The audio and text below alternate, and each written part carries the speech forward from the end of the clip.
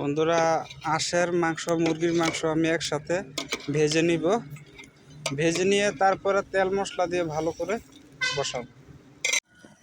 আমার মাংস ভাজা হয়ে গিয়েছে। এখন মশলা সব রকম মশলা এখানে দিয়ে দিলাম। মশলা ভাজা হলে মাংসটা দিয়ে দিব। মশলা খেতে পছন্দ করে, তা আমি মশলা বেশি করে দিয়ে দিছি।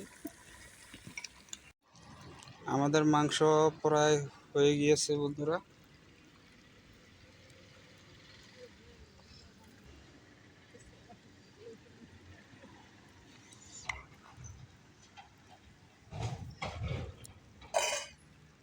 আমি এই যে ক্যাঙে ভাত বসিয়ে দিয়েছি, দেখতে পারেন, বোতল ভাত।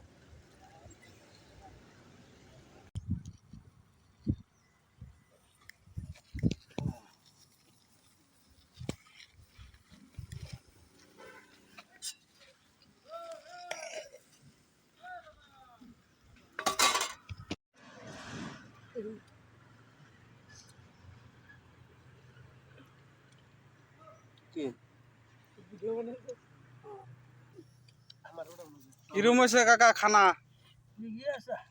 ভালো হয়েছে? কামাল বাইরে না